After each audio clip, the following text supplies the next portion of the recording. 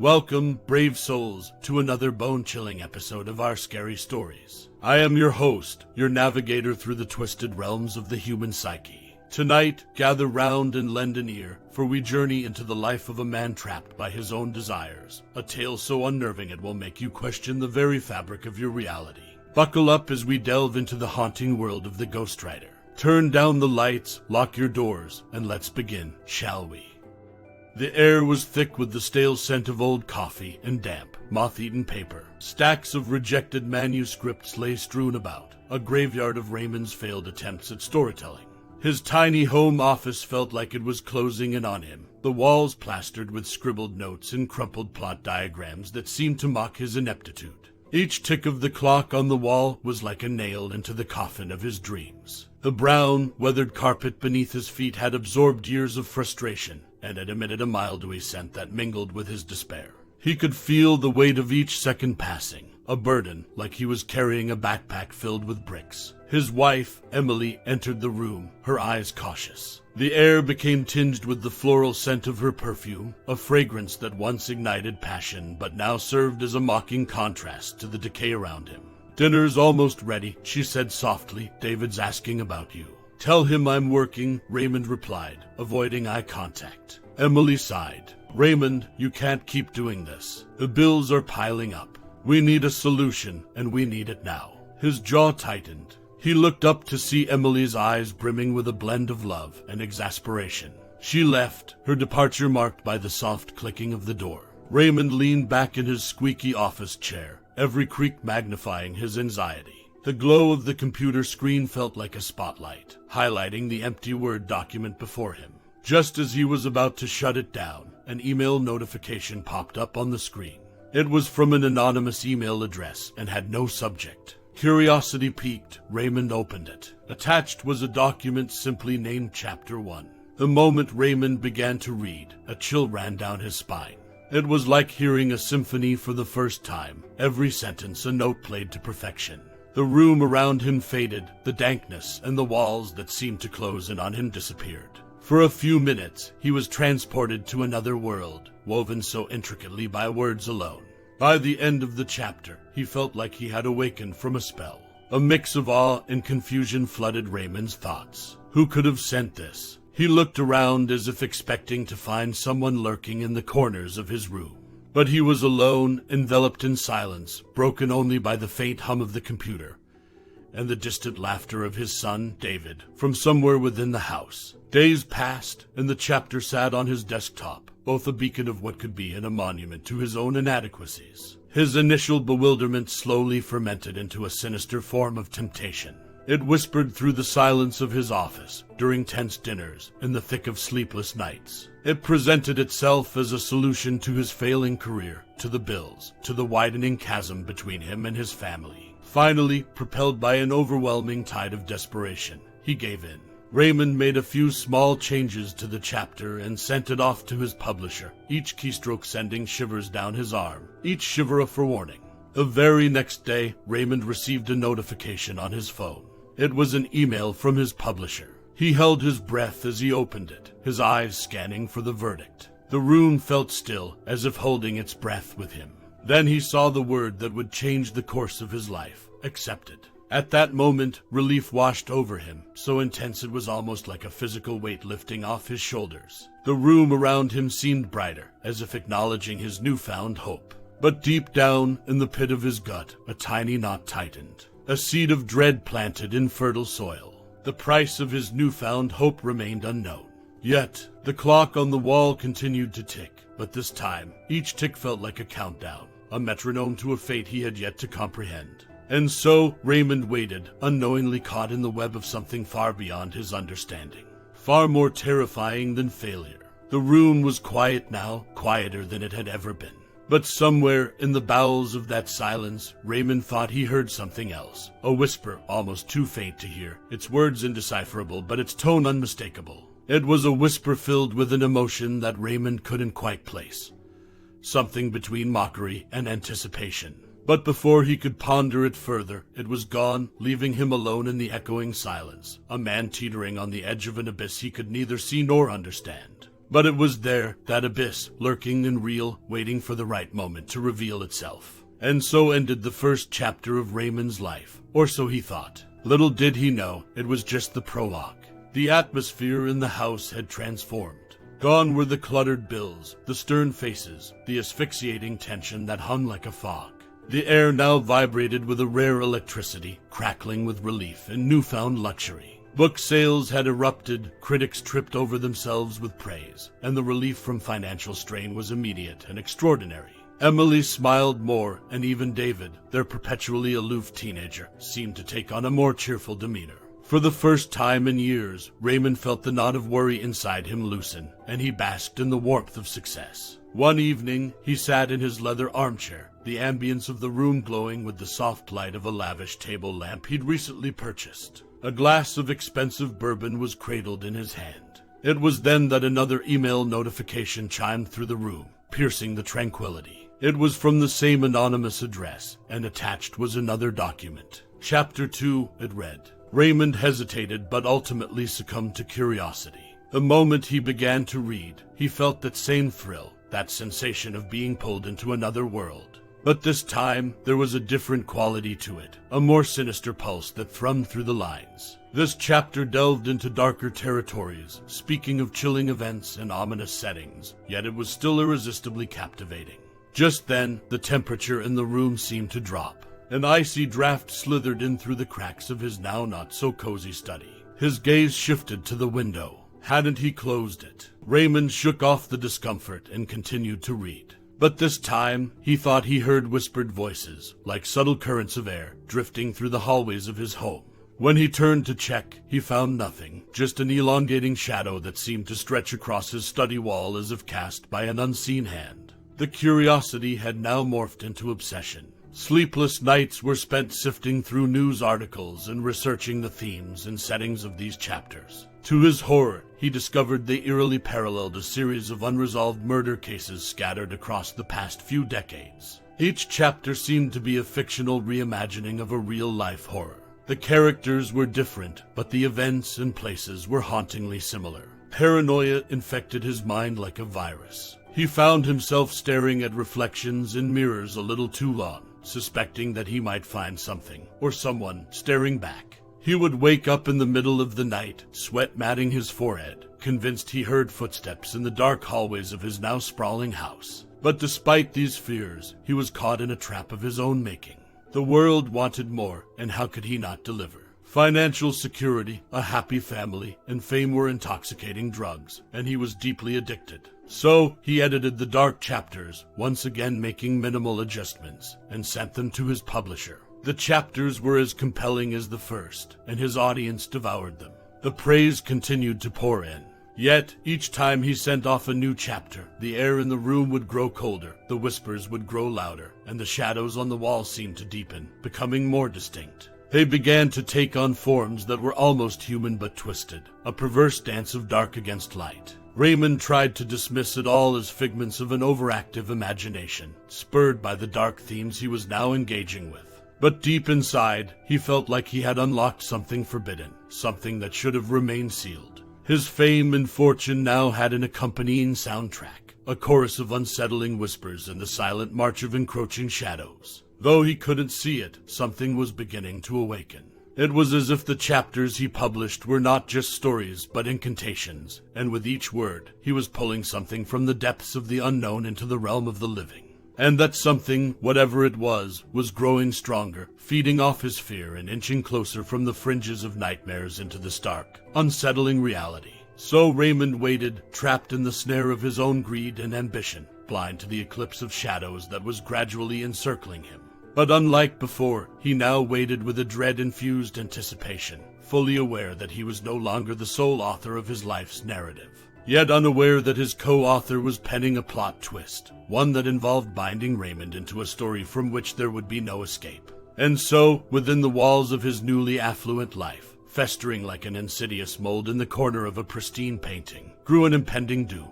Unseen but deeply felt, its roots wound tightly around the very foundations of his life, waiting for the perfect moment to constrict. For Raymond, the glow of prosperity was now tinted with the grays of dread.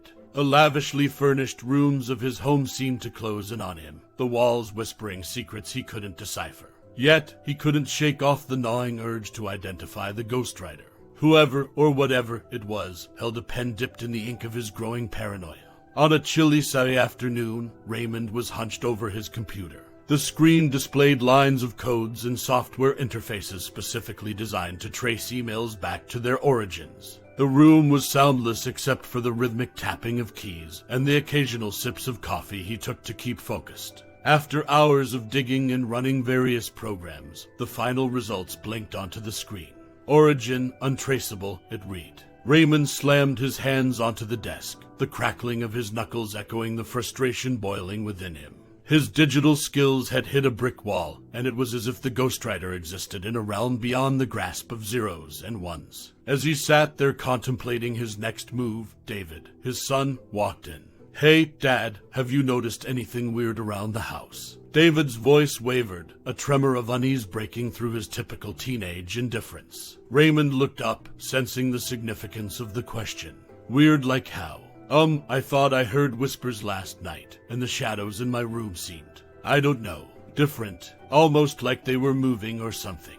A cold shiver cascaded down Raymond's spine.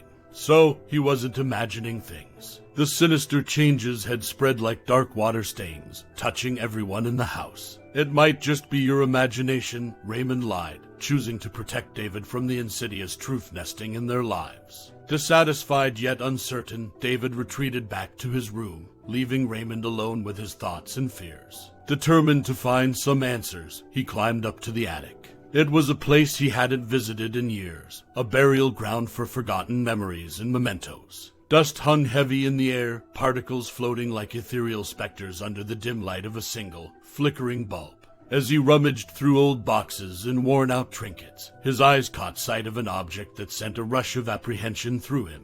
It was an old typewriter, its keys aged and rusted, paper still threaded through its rollers. Approaching it felt like crossing into forbidden territory. He picked up a weathered note that lay next to it, his hands trembling as he read. "Your life story is yet to be concluded." He nearly choked on his own breath. The words were a sinister omen, a coded message that suggested the Ghostwriter was now penetrating the tangible spaces of his life. Before he could fully absorb the gravity of what lay before him, a distinct chime echoed from downstairs, the sound of an incoming email. With a sense of mounting dread, he raced down to his study and opened the email. This time, there was no attached chapter. Instead, a brief message filled the screen. "I hope you're enjoying your success, Raymond. I've been writing your life story, and I think it's time for a plot twist." Every word was like a drop of ice-cold water trickling down his back. Raymond sat there, staring at the words, each letter branded into his consciousness like a scorching coal. A realization crept over him, tightening its grip like a noose. This Ghostwriter was not merely an anonymous scribe, but something far more malignant. An entity that was shaping reality through words, a puppet master pulling the strings of fate from the abyss of the unknown. The line between the digital world and reality had been crossed, and Raymond felt caught in a web, a labyrinth of shadows and fears that tightened with each step he took. With every passing minute, the room darkened, as though the daylight itself was wary of entering this unhallowed space. He felt as though the walls were closing in, but worse, he sensed that something had crossed a sacred boundary, infiltrating his life, his home, his very being. And in that moment, bathed in the dim light of his study, Raymond knew that the story he had stolen was weaving him into its dark tapestry, stitching his fate into a tale that seemed destined for a nightmarish end. The air in Raymond's home had thickened to a smog of gloom, laden with a nameless dread that clung to the corners of rooms and snaked around their hearts. Unseen but deeply felt, it manifested itself in odd tragedies that befell those Raymond loved. His wife, Emily, was suddenly diagnosed with a rare, incurable disease, one that sapped her of energy and turned her once vivid eyes into murky pools of despair. His son, David, was involved in a car accident that, although minor, left him shaken and struggling with unexplained panic attacks. Raymond recognized these as the brushstrokes of a malevolent artist, sketching out a tragedy with a devil's glee. The Ghostwriter was no longer just an author, but a weaver of destinies, sculpting reality through his chilling narratives. One evening, Raymond's computer chimed its haunting melody, alerting him of a new email from the Ghostwriter. With trembling hands, he clicked on it to find no message, only an attachment labeled, Raymond's Life Story, Final Chapter. The room seemed to grow colder as he hovered his cursor over the attachment. But the dark curiosity that had bound him to this horror compelled him to click. His eyes skimmed through the digital ink that crafted a ghastly tale, a tale that had him at its tragic center. It described, in gruesome detail, the coming end of Raymond's life, a demise so horrifying that his fingers quaked above the keyboard. He could not let this fiction materialize into fact. In a frenzy, he printed the ghastly chapter and rushed to the nearest police station. The officers listened with skepticism etched on their faces. As he presented them with the printout, they dismissed him with barely concealed irritation. "Sir, we can't act on a piece of fiction," said the lead officer, handing back the papers as if they were contaminated. "But you don't understand. Things described in these writings are happening. My life is at risk." Raymond protested, his voice tinged with hysteria. The officer sighed. "Look, there's nothing we can do until something concrete occurs. This is fiction, not evidence." Defeated, Raymond returned home.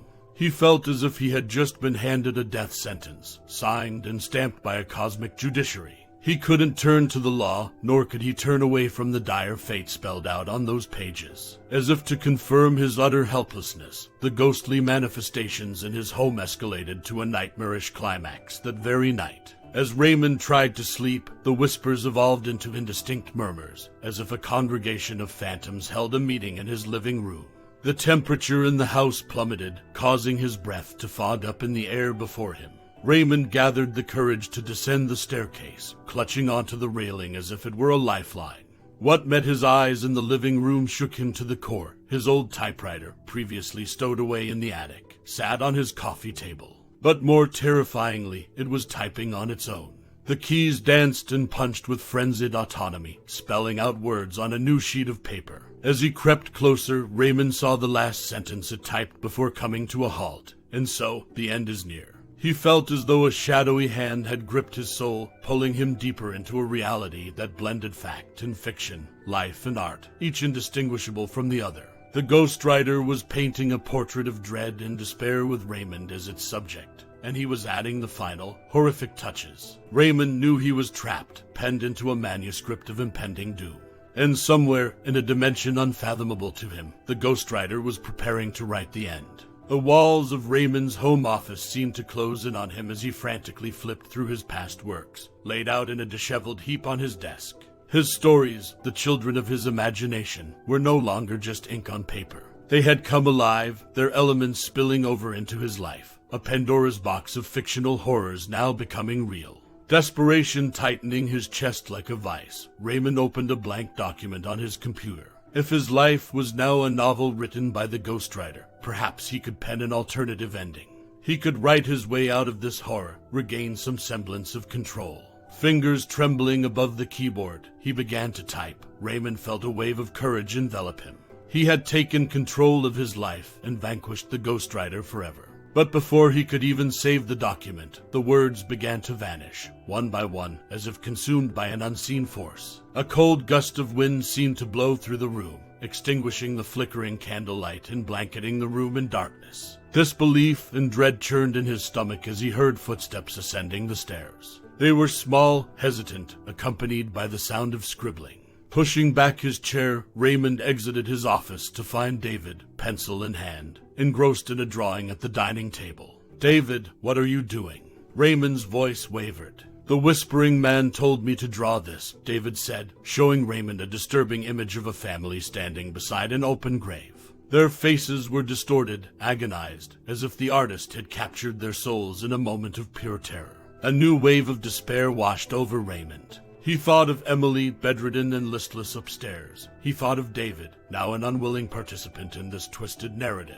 The Ghostwriter had infiltrated not just his life, but the lives of those he loved. Suddenly, the chilling sound of his email notification echoed through the house. As if under a terrible spell, Raymond returned to his computer and clicked the message open. A single line of text stared back at him, freezing his blood with its icy implication. "It's time to conclude your story, Raymond." An oppressive air settled over him, as if the room were a sealed tomb.